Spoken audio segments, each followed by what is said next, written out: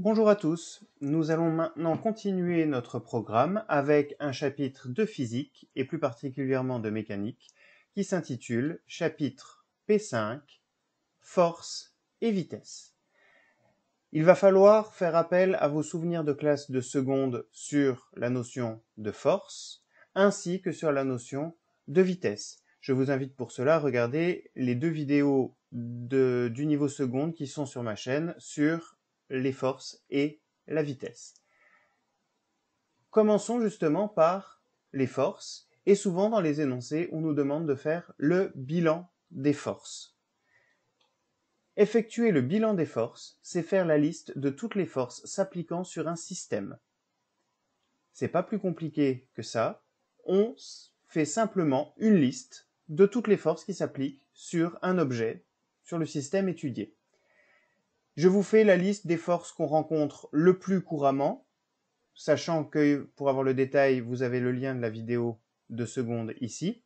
Les forces les plus courantes sont donc le poids, la réaction du support, la tension d'un fil, la force de frottement, la poussée d'Archimède ou encore la force électromagnétique.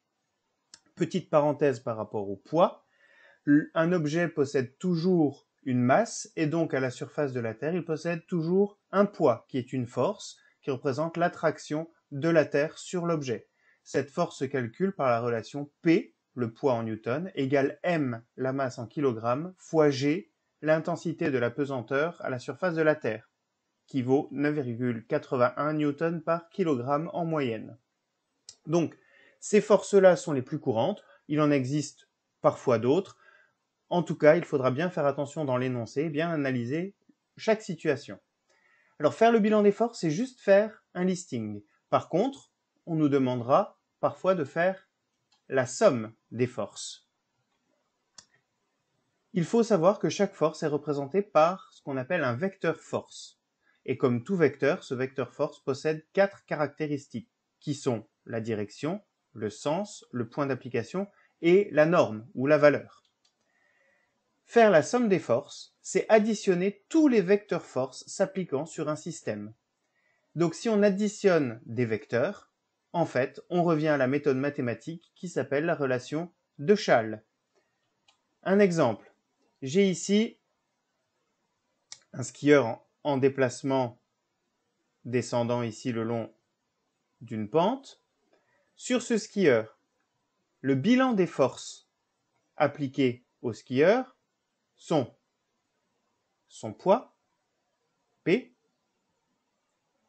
la réaction du sol perpendiculairement à la surface, qu'on appellera Rn, et le frottement ici des skis sur la piste, qu'on note petit f. Si je dois faire maintenant la somme des forces, eh bien, il faut que j'utilise la relation de Schall, c'est-à-dire P, j'ajoute au poids qui est donc vertical descendant la force de frottement F, je me retrouve en ce point-là, et je complète avec la troisième force, Rn, qui me ramène au point de départ. Dans ce cas-là, on dira que la somme des forces est égale au vecteur nul, puisqu'on revient au point de départ, ce qui n'est pas toujours le cas, on le verra par la suite. Donc faire la somme des forces, c'est utiliser la relation de Schall en termes de vecteurs. Un petit retour sur ce que vous avez vu l'année dernière sur le principe d'inertie. Si la somme des forces exercées sur un système est nulle, alors le système est au repos ou en mouvement rectiligne uniforme. On peut matérialiser cette relation sous cette forme-là. Somme des forces égale 0 implique que soit la vitesse, vecteur vitesse est nulle, donc à ce moment-là, si le vecteur vitesse est nul, le système ne bouge pas, ou vecteur vitesse égale constante. Attention, je ne parle pas uniquement de la valeur de la vitesse, je parle du vecteur vitesse. Ça veut dire que si le vecteur vitesse est constant, il garde toujours la même valeur, d'où le fait que le mouvement soit uniforme, mais il garde aussi la même direction et le même sens. ce qui fait qu'on a un mouvement rectiligne uniforme. Donc ce principe d'inertie fonctionne dans les deux sens. Soit la somme des forces est nulle et on a un mouvement rectiligne uniforme ou un système au repos, et inversement, si le système est au repos, immobile, ou qu'il est en mouvement rectiligne uniforme, alors la somme des forces égale 0. C'est ce que veut dire cette double flèche. On peut utiliser mathématiquement la contraposée de ce principe d'inertie.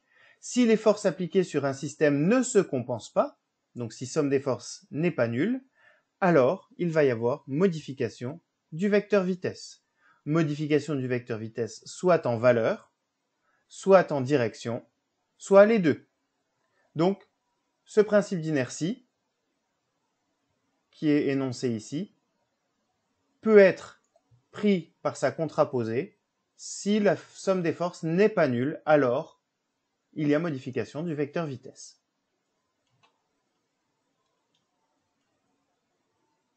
Parlons maintenant de l'influence de la masse lors d'un mouvement.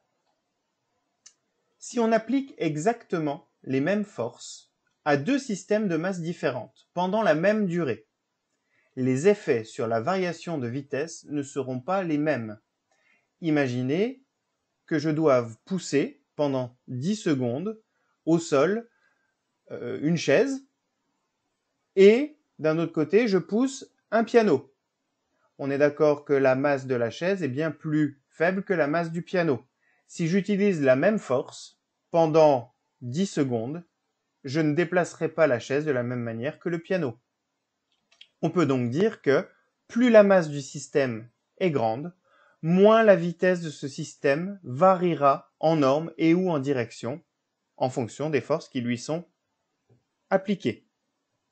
Donc la masse a un rôle, on se doute bien que dans un mouvement, la masse d'un objet va avoir un rôle assez important. Nous allons maintenant énoncer une loi très importante, qui est la deuxième loi de Newton. Ce n'est qu'une première approche que l'on voit cette année. L'année prochaine, on approfondira cette loi de Newton, qui est la plus importante des lois de mécanique et qui permet d'expliquer beaucoup de choses par rapport au mouvement d'un objet à la surface de la Terre. Pour l'instant, en première approche, cette deuxième loi de Newton nous dit que la somme des forces est égale à la masse de l'objet en kilogrammes multiplié par la variation de la vitesse en mètres par seconde divisé par l'intervalle de temps pendant lequel on applique les forces. Donc la somme des forces est donnée en newtons, la masse en kilogrammes, la variation de la vitesse en mètres par seconde et l'intervalle de temps en secondes. Relation à bien graver dans votre esprit puisque nous allons l'utiliser de nombreuses fois au cours des années à venir. Alors, si on reprend cette deuxième loi de Newton, somme des forces égale masse fois delta V sur delta T, vous remarquerez bien la somme des forces vectorielle, la somme est égale à m fois la somme des vecteurs variation de vitesse. Donc on a bien la somme des forces et la variation de vitesse qui sont collinéaires et de même sens. Qu'est-ce que ça signifie sur un exemple? Si je prends un objet qui se déplace du point M2 au point M3 sur une pente, la somme des forces, le bilan des forces, si on doit le faire, on dirait qu'il y a le poids de l'objet et la réaction normale, donc la réaction perpendiculaire à la surface. Si je fais maintenant la somme des forces, P plus Rn, relation de Schall, donc P plus Rn, je retombe ici, et donc somme des forces, je suis parti du point M2, j'arrive en ce point-là, donc la somme des forces me donne ce vecteur en rouge. Voilà ici la construction en partant de Rn. Rn plus P égale vecteur somme des forces. Et donc d'après cette relation, on a bien la somme des forces, qui est collinéaire et de même sens, puisqu'on n'a pas de signe négatif ici et qu'on n'a que un coefficient multiplicateur m sur delta t. Donc somme des forces et delta v, collinéaire. Donc mon vecteur variation de vitesse, la variation de la vitesse se fera suivant la même direction, le même sens et le même point de départ que la somme des forces. Maintenant, il y a un coefficient ici m divisé par delta t. On n'aura pas la même norme entre les deux vecteurs. Mais on aura même sens, même direction. Alors, je vous parle depuis tout à l'heure du vecteur variation de vitesse. On va apprendre à le calculer et à le tracer. Par définition, le vecteur variation de vitesse en un point mi, qu'on notera delta vi, est donné par la relation, comme c'est un delta, donc une différence, au point i, on prendra delta vi égale vitesse du point d'après, donc vi plus 1, moins vecteur vitesse du point avant, vi moins 1. Donc si je devais calculer le vecteur variation de vitesse et le tracé au point 3, je devrais prendre v4 moins v2. Je rappelle que le vecteur vitesse en un point mi du mouvement est défini par le vecteur vitesse au point i est égal au vecteur mi-1, mi plus 1 divisé par 2 fois l'intervalle de temps. Par exemple, v2 serait égal à vecteur m1, m3 divisé par 2 fois delta t. Donc ça, c'est une relation qu'il faut connaître pour le calcul de la vitesse, du vecteur vitesse. Et ensuite, cette relation-là est beaucoup plus simple. Il faut simplement bien penser que quand on parle de la variation de vitesse au point i, on prend le point d'après, le point d'avant. Tout comme ici, la vitesse au point i, c'est le point d'après, le point d'avant, qui sont pris en compte. Alors, maintenant, travaillons sur un exemple. Voici un mouvement, une chronophotographie. On a le sens du mouvement de m0 jusqu'à m5. Il nous faut l'intervalle de temps entre deux positions successives. On a systématiquement tau, ou delta t, égale 20 millisecondes entre chaque prise de position. Et on nous donne aussi une échelle des longueurs qui nous servira pour nos calculs. Ce qu'on veut, c'est calculer ici le vecteur variation de vitesse au point m2. Ce vecteur variation de vitesse au point m2 est donc noté delta v2 et est égal à v3 moins v1, si on reprend la définition qu'on vient de voir juste précédemment. Donc, pour calculer et tracer delta v2, il va me falloir vecteur vitesse v3 et vecteur vitesse v1. Première étape, déterminons ensemble le vecteur vitesse v1. Par définition, d'après la formule juste vue précédemment, vecteur vitesse v1 égale m0, m2, point d'avant, point d'après, divisé par 2 fois delta t. Delta t ici qui sera noté tau. Alors, m0, m2, vecteur m0, m2, on va mesurer sur le graphe sa longueur. Je l'ai fait et on trouve m0, m2 égale 7,2 cm. Or, on nous donne une échelle des longueurs. Cette échelle des longueurs nous dit que j'ai mesuré ici le segment, la double flèche verte, le segment vert, et l'échelle des longueurs nous indique que 5 cm sur le graphe, ici, en mesure directe, représente 0,020 mètres en réalité. Donc pour retrouver ma longueur m0, m2 en réel, il faut que je fasse un produit en croix. Donc 5 cm sur le graphe donné par l'échelle ici représente 0,020 mètres. Donc 7,2 cm pour M0, M2 représente 0,0288 mètres. Alors vous me direz effectivement, en termes de longueur, M0, M2, en mesure directe de segment, n'est pas égal au trajet M0, M2, puisqu'on a un arc de cercle. Je suis d'accord avec ça. On aurait pu, pour M0, M2, calculer M0, M1 plus M1, M2. Mais on fait cette approximation-là pour simplifier un petit peu les choses. Donc on a la valeur de M0, M2. On connaît delta t, taux, qui vaut 20 millisecondes, à convertir en secondes, donc 20 fois 10 moins 3 milli. Ce qui nous donne, pour la vitesse V1, en posant le calcul, 0,72 mètres par seconde. J'ai donc trouvé que le vecteur vitesse au point 1 est égal à 0,72 mètres par seconde. Maintenant, il faut tracer ce vecteur. Puisque là, j'ai sa norme, mais moi, je veux tracer le vecteur vitesse. Alors, quel va être le point de départ? Très simple, on va partir du point 1.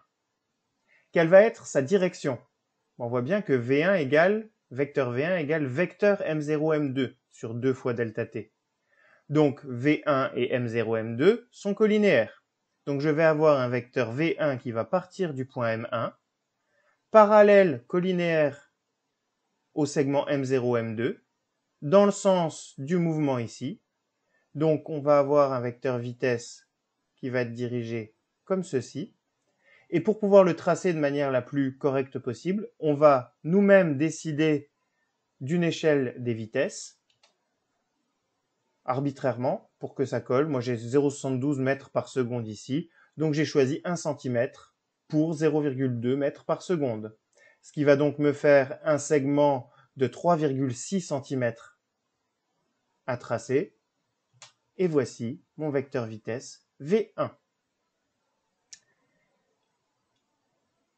Passons maintenant au deuxième vecteur vitesse dont on a besoin pour calculer la variation de vitesse au point 2, c'est V3. Bien, on va faire exactement la même chose que pour V1. Donc là, j'ai laissé tous les éléments nécessaires à la détermination de V3. V3 qui est égal à, donc on est au point 3, donc on prend le point d'avant, le point d'après. Donc V3 égale vecteur M2, M4 divisé par 2 fois delta t. Je mesure ma longueur M2, M4. Je trouve 6,4 cm sur le schéma. J'ai toujours la même échelle des longueurs. Donc encore une fois, par un produit en croix, je détermine que la longueur M2, M4 est égale en réalité à 0,0256 mètres. Je n'ai plus qu'à poser le calcul pour la norme du vecteur vitesse V3. V3 égale M2, M4 sur 2 fois delta t égale 0,64 mètres par seconde. Il me faut maintenant tracer ce vecteur vitesse, donc comme tout à l'heure, comme pour le vecteur vitesse V1. Ce vecteur vitesse V3 va avoir pour origine le point M3, va être parallèle, on le voit ici, au vecteur M2, M4, dans le sens du mouvement, et de longueur, si je regarde ici l'échelle, je vais avoir 3,2 cm. Et voici le vecteur vitesse V3. J'ai donc dorénavant V3, V1. Il ne me reste plus qu'à faire une construction graphique simple pour calculer et tracer delta V2. La variation de vitesse au point 2 égale vecteur vitesse V3 moins vecteur vitesse V1. Alors, delta V2 va avoir comme origine le point 2. Donc, à ce point 2, on va effectuer ce calcul-là.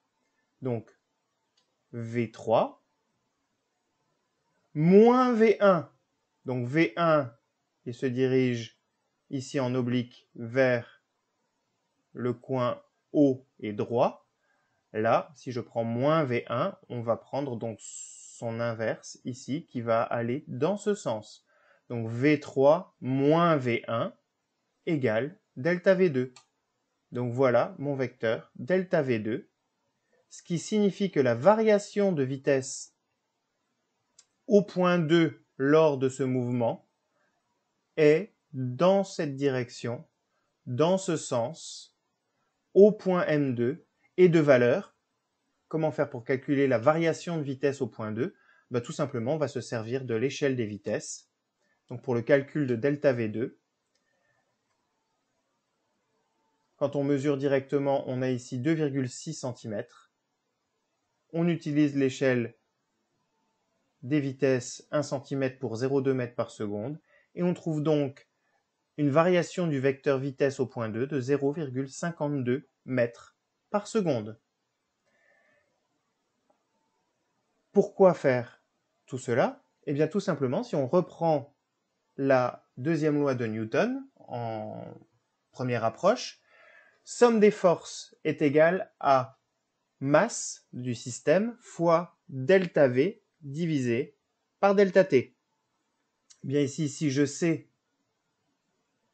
que delta V2 est dans ce sens et dans cette direction, je peux donc en déduire que la somme des forces est aussi, selon cette direction, et dans ce sens. Je ne peux pas connaître pour l'instant sa norme à la somme des forces, sauf si j'ai accès à M, à la masse du système, et à delta T. À ce moment-là, je peux effectuer le calcul somme des forces égale M delta V2 sur delta T. Mais en l'occurrence, là pour l'instant, je n'ai qu'un vecteur delta V2, donc en ce point-là, les forces qui s'appliquent sur ce système sont dans cette direction et dans ce sens.